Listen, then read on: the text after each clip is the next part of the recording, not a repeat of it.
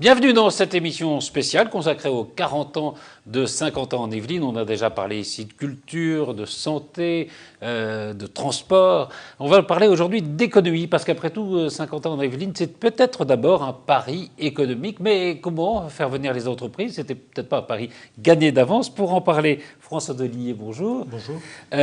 Vous êtes le maire de Guyancourt et vous êtes vice-président de la CASCI chargé des affaires économiques. Henri Vatrin, vous êtes vice-président de la commission formation de la Chambre de commerce et d'industrie de Versailles. Bonjour. Bonjour. Hervé Degnaud, bonjour. Vous êtes directeur de l'espace Saint-Quentin Ski Ouest. Saint-Quentin Ski Ouest, bonjour. Et bonjour. Et Jean-Luc Méraud, vous êtes directeur de la maison de l'entreprise. On verra dans quelques instants qu'est-ce que c'était que cette maison de l'entreprise. Alors, on va commencer, comme toujours, par évoquer les premières années, le passé, les premières années.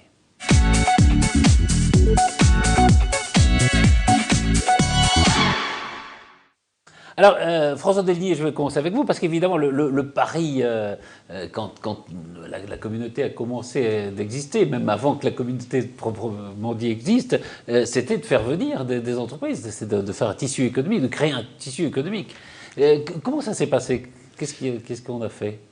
Alors c'était vraiment créer une ville nouvelle. À l'époque, le général de Gaulle avait demandé à Delouvrier, autour de Paris, quelques endroits clés, stratégiques, pour développer des nouvelles villes nouvelles. Et donc, qui dit ville, dit évidemment logement, mais aussi activité. Et de ce point de vue-là, il y a eu un grand volontarisme de la part de l'État. Dès les années 70, on a eu les premières zones d'activité avec l'établissement public d'aménagement. Plus tard, dans les années 80, des grands groupes qui sont arrivés comme des locomotives. Je pense par exemple à Bouygues, ou même juste avant, on avait eu également, par exemple, le Crédit Agricole Île-de-France. Donc des grandes locomotives.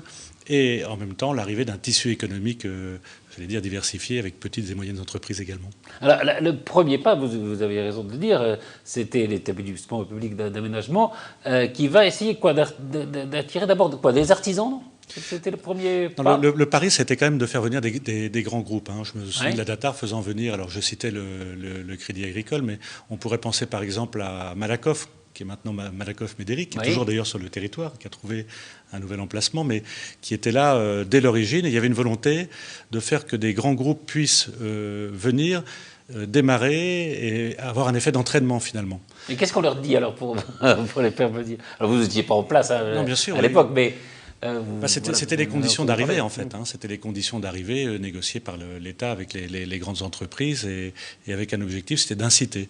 Alors, pour les grandes entreprises à l'époque, toute la difficulté, c'est est-ce que les salariés, est-ce que les collaborateurs d'entreprise allaient vouloir venir. Ce qui est très intéressant, c'est justement quelques décennies après, de voir que les premiers groupes installés, ceux que je viens de citer, quand vous discutez avec les responsables, quand vous discutez avec la DRH, vous voyez que le nombre d'employés qui sont devenus des habitants s'est développé. Et donc, il y a vraiment eu un effet d'accueil. C'était des gens qui venaient d'ailleurs, forcément d'ailleurs, qui venaient travailler, forcément. Et qui se sont implantés et installés ici, c'est ça. Voilà. Et ce qui fait qu'on a maintenant plus de 38% d'actifs saint-quentinois qui travaillent à 50 ans en Yvelines. Mais certains, au départ, sont venus d'ailleurs. Ils sont arrivés là où venait s'installer l'entreprise, ont choisi de résider et d'y faire leur vie, finalement. C'était facile pour les premières... Je peux te poser la question à Henri Vatrin. Pour les premières entreprises, c'était facile de venir s'installer ici ou c'était un peu un saut dans l'inconnu? J'imagine que pour les toutes premières, ça tenait du saut à l'inconnu, dans l'inconnu. C'est certain. Bon, nous, on est arrivés vers... les années 90, la motivation, c'était d'abord un terrain suffisamment grand pour y implanter une entreprise de 3000 ou 4000 personnes. J'ai pas précisé, vous êtes le directeur du site de Thales, c'est ça? Absolument, oui. Donc quand Thales est venu s'installer, il cherchait de quoi installer 3000 personnes, donc 100 000 mètres carrés de bureaux et d'ateliers.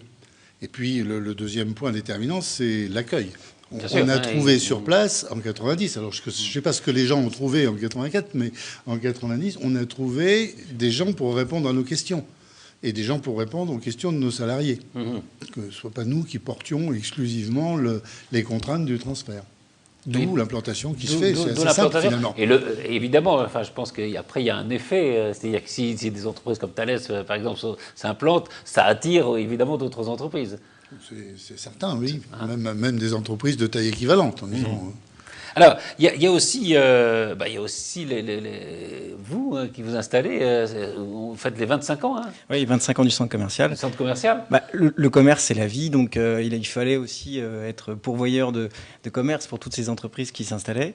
Donc maintenant, l'espace Saint-Quentin, c'est 120 boutiques, c'est 13 millions de visiteurs par an. On a un hypermarché qui est dans les top 100 en France et associé à un autre établissement qui a vu lieu sur l'Axe Loisirs en 2005. On a maintenant une offre de 200 boutiques et un pôle cinéma qui est le 6e de France aussi pour divertir toute cette population. Vous avez beaucoup de demandes? Oui, tout à fait. Oui. Bien sûr, là, tout récemment, la semaine dernière, on a accueilli une enseigne très connue qui fait du café à l'américaine. Mais quand ça s'est créé il y a 25 ans, là aussi, il avait fallu faire un effort pour attirer oui, alors enseignes, bien sûr, commerçants. c'est un accompagnement financier, c'est un projet aussi architectural qui peut plaire, et puis c'est dans les aides financières pour accompagner, pour stabiliser les emplois. On emploie 1500 personnes quand même sur ce site commercial. Alors, parmi les entreprises qui se sont implantées, il y a eu Renault avec le Technocentre, et je vous propose de revoir un sujet, peut-être il y en a qui l'ont déjà vu, peut-être d'autres qui ne l'ont pas vu, parce qu'il date de l'installation de ce Technocentre de Renault. La nouvelle est tombée sans surprise la semaine dernière. Le permis de construire de La Ruche, première tranche du Technocentre Renault, est annulé. C'est le deuxième coup d'arrêt porté à la régie par le tribunal administratif de Versailles après la suspension des travaux obtenus en novembre dernier par l'association écologique Yvelines Environnement. Cette décision remet en cause la validité juridique de la zone d'aménagement concerté de Villarroy sur laquelle doit être construit le technocentre. Raison principale de cette sanction, l'enquête publique et l'étude d'impact de la construction sur l'environnement, conditionnelle à la création de la ZAC, seraient incomplètes. Ce qui pose le problème de 4 autres permis de construire attribués à Renault par la préfecture. À l'établissement public d'aménagement de la ville nouvelle, aménageur juridique de la ZAC pour le compte de Renault, on confesse du bout des lèvres cette imperfection. Il n'y aura pourtant pas de reprise des travaux sans que les pouvoirs publics présentent après nouvelle enquête un projet de ZAC viable. Côté Renault, même si on se refuse à tout commentaire dans les bureaux du Technocentre, il est clair que la régie ne fera pas appel. Pas question donc de faire machine arrière. Ce projet d'envergure, 380 000 m² de bureaux et de surface technique sur 148 hectares de terrain au total, doit aboutir pour réaliser des gains de temps sur les futurs prototypes. Dans l'attente de ces gains de temps futurs, Renault doit faire face à un sérieux retard, évalué à 10 mois environ, et privant de travail quelques 2000 personnes.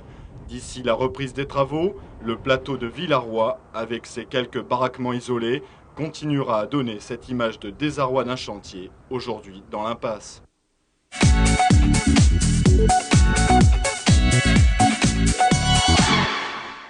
Alors on va passer à l'époque du développement. C'est intéressant de voir que le Technocentre, au fond, c'était pas. Il y avait des réticences au moment de l'installation. Il y a eu des procédures. Il y a eu des procédures. Ouais. Ça nous rappelle. C'est intéressant parce que ça rappelle que l'implantation d'une entreprise, c'est toujours. Ça ne va pas de soi. Ça ne va pas de soi. C'est toujours un combat. Il faut avoir une vision déterminée. Là, il a fallu lever des obstacles. Vous avez vu de procédures en fait, juridico-administratifs. Mais au-delà de ça, c'est quand même intéressant quand on dit Villarroy. Une sorte de plateau désolé et qu'on voit maintenant la vie avec le Technocentre, mais aussi tout ce qui s'est fait dans ce secteur est de Guyancourt à 50 ans d'Yvelines. Il y a quelques chiffres qui sont assez impressionnants. Pour revenir au premier temps, quand même, en 1974, il y a quand même 40 000 emplois dans la ville nouvelle, et entre 1975 et 1979, 250 entreprises quand même se sont installées. C'est quand même absolument exceptionnel. Et alors, là, on arrive évidemment à ce dont vous parliez tout à l'heure, c'est-à-dire les années 80-90, avec l'arrivée des grandes entreprises, Bouygues, Dassault, l'aérospatiale, Renault, qu'on vient de voir, et puis le centre commercial, évidemment, qu'on connaît, tel qu'on le connaît aujourd'hui, enfin, presque tel qu'on le connaît aujourd'hui, en tout cas. Là encore, alors, là, c'est devenu quand même quelque chose qui compte sur le plan économique, la communauté Saint-Quentin, enfin, Saint-Quentin. Voilà, tout à fait. Au-delà des premières arrivées qu'on évoquait tout à l'heure, dans les années que vous citez, l'enjeu pour les élus, parce qu'on n'a pas que l'établissement public d'aménagement, il y a eu la collectivité avec les communes, mais également avec ce qui n'était pas encore la communauté d'agglomération, mais qu'on appelait le SAN et encore avant le SCAN. Il y a eu une volonté des élus et une compréhension des élus du fait qu'il fallait il fallait développer une attractivité. Pour qu'une entreprise vienne, il faut proposer un cadre de vie et une attractivité suffisante. L'enjeu, c'était celui du logement. Pouvoir accueillir dans les logements, et ça reste une vraie question d'ailleurs. Ça reste une question qui est posée. Oui. Bien sûr, si vous parlez aux chefs d'entreprise, la question du logement, elle est toujours importante. Comme celle du déplacement, avec l'accessibilité et la manière de pouvoir se déplacer, les différents moyens.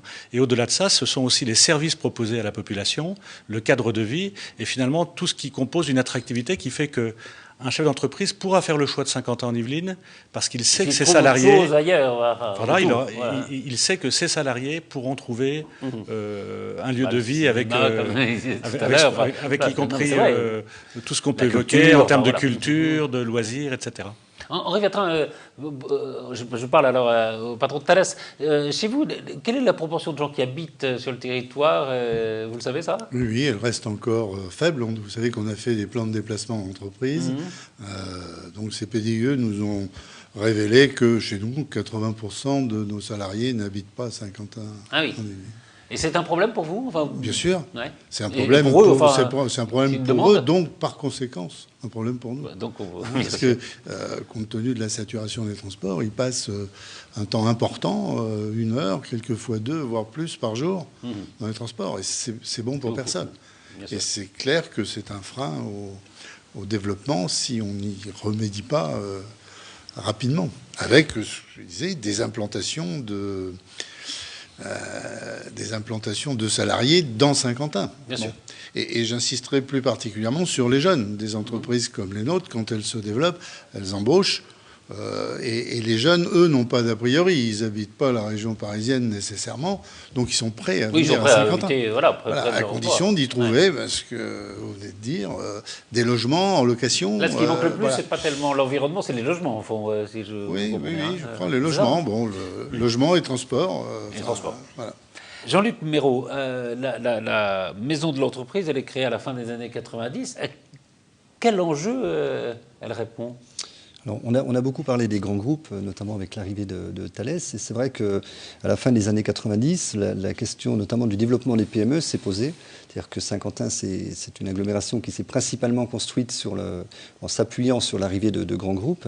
Mais vous le savez, un tissu économique ne peut être équilibré que si, effectivement, autour de ces grands groupes, on a aussi des PME qui gravitent et qui permettent à ces entreprises de se développer. Donc c'est plutôt à elles que vous vous adressez. Voilà, donc ce qui veut dire qu'effectivement, l'objectif premier absolument, c'est vraiment d'appuyer les entreprises, mais les PME principalement, à la fois dans leur phase de création, mais aussi dans leur développement.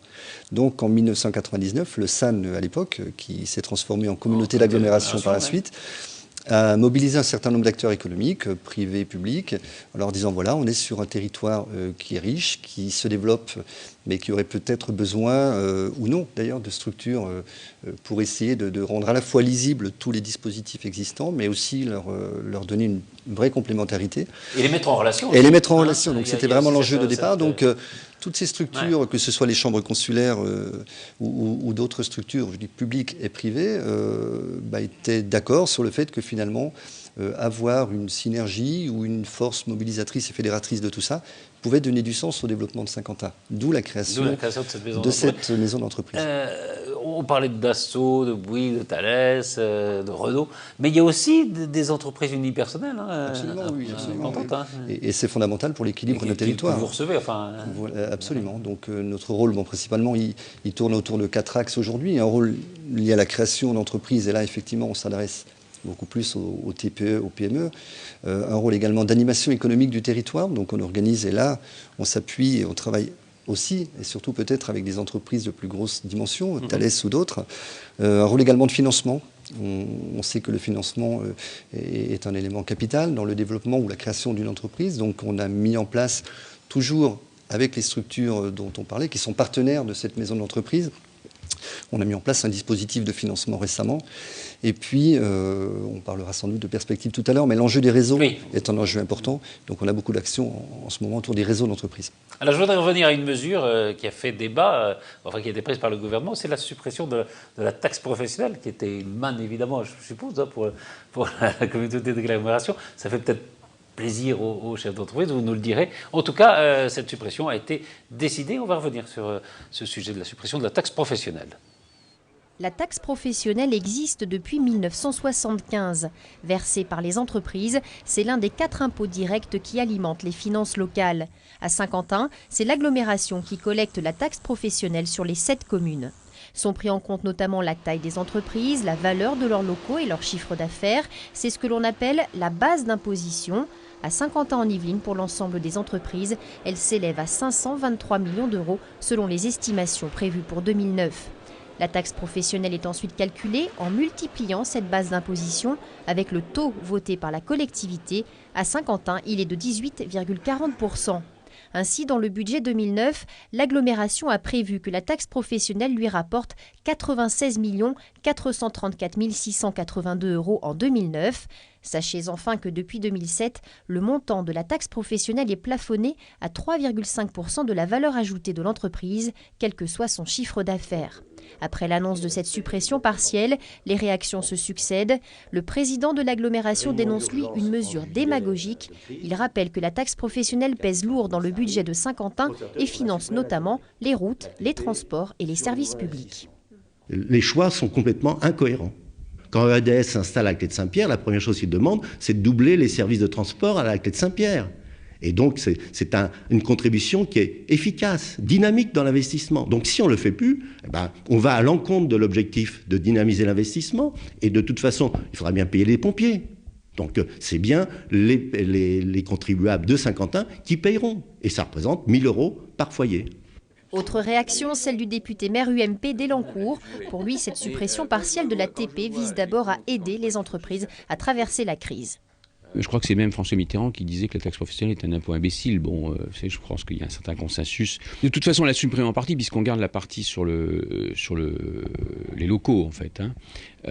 Simplement, il y a un réaménagement de cette taxe. Il y a la commission Balladur qui travaille là-dessus, donc il y a plusieurs pistes, enfin à eux de produire. Mais vous savez, c'est pas très difficile, c'est pas très complexe c'est pas très complexe de créer des impôts de toute façon. Mais le tout, c'est qu'ils soient plus intelligents et qui ne mettent moins en difficulté la compétitivité de nos entreprises. Enfin, le maire de Manille-les-Hameaux, comme beaucoup d'autres, s'inquiète de la compensation financière. Comme toutes les collectivités, comme les 7 communes de l'Agglo, je touche le foncier bâti des entreprises. Bon, ça ne changera pas. Si effectivement on supprime la taxe professionnelle, ou si effectivement donc, on va la tripatouiller pour faire en sorte qu'elle soit encore donc, diminuée, on voit bien comment on a réglé le budget donc, déjà 2009. Ça n'a pas été simple. Donc pensez bien que donc, je ne vois pas comment on va pouvoir fonctionner. On va être tous en subir les conséquences, c'est évident. La suppression de la TP interviendra en 2010. Elle sera évidemment compensée aux collectivités locales, a précisé François Fillon.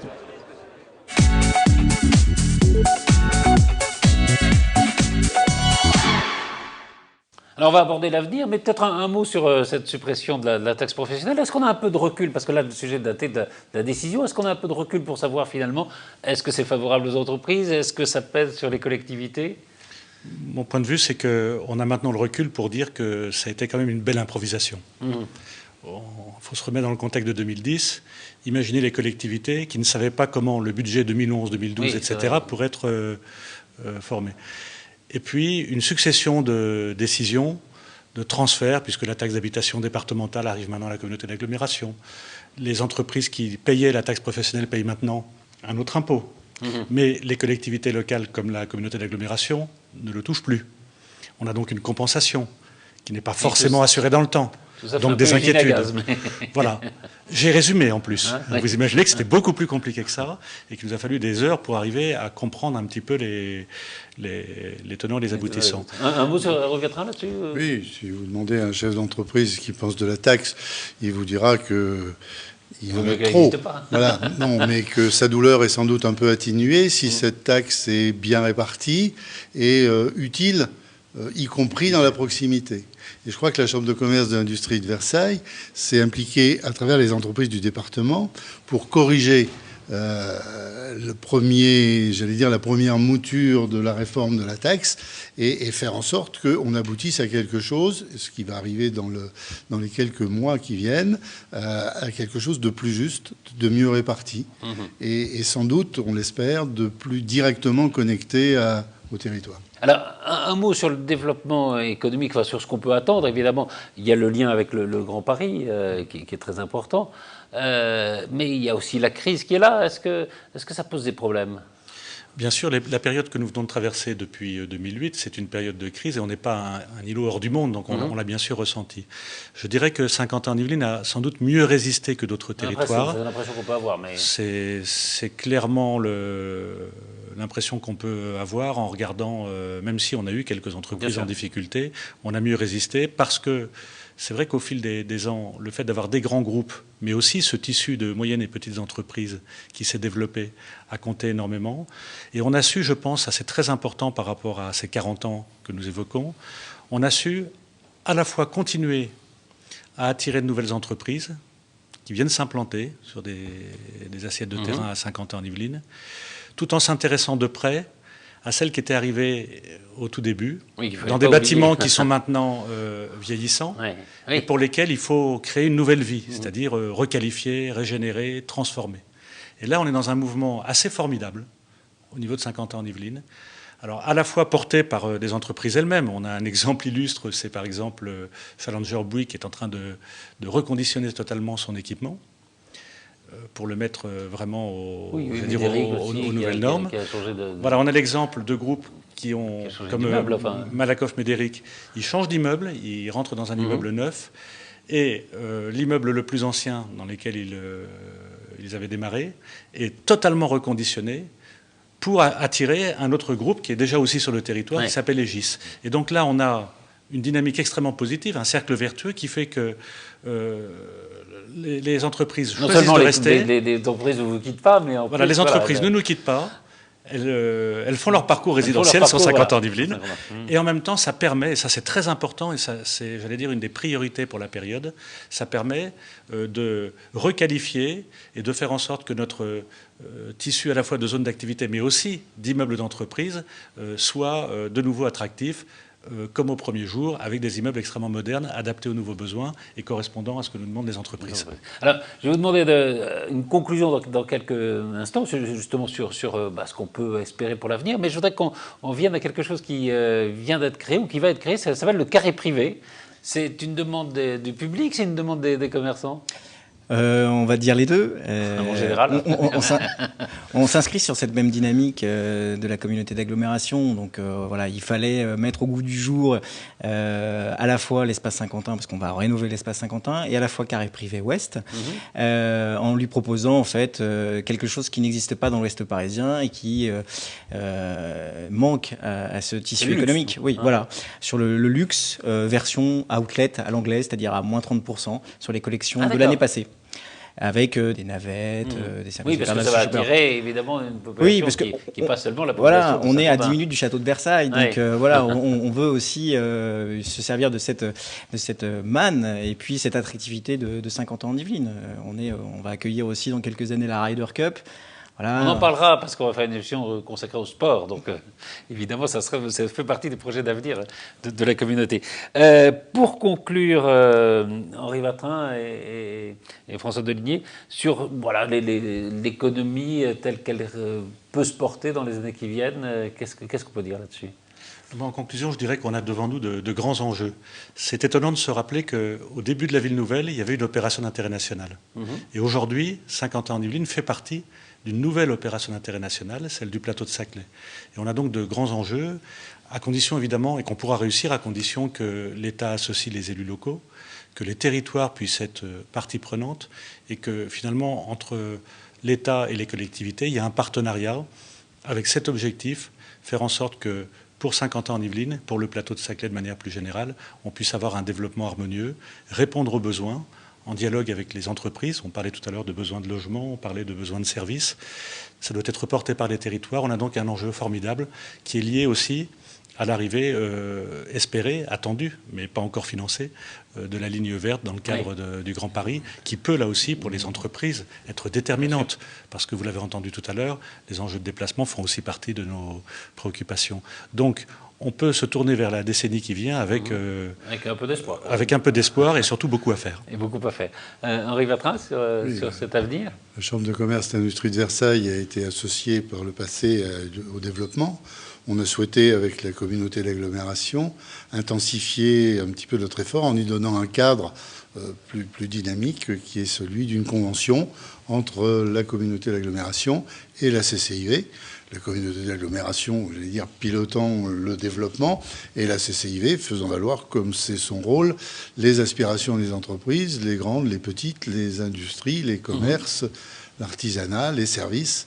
Et c'est bien dans ce sens-là que nous allons travailler en ce qui concerne l'aménagement, en ce qui concerne les réseaux et en ce qui concerne l'aide aux entreprises. On a déjà commencé, il faut intensifier cet effort pour avoir un développement encore plus harmonieux. Merci beaucoup, Jean-Luc Perrault. Vous voulez ajouter un mot? Non, je crois que tout a été dit. Sur le tout a été dit, il est bien dit. Merci infiniment à tous les quatre. Merci à vous. Merci et à très vite pour un nouveau rendez-vous sur les 40 ans de Saint-Quentin en Yvelines.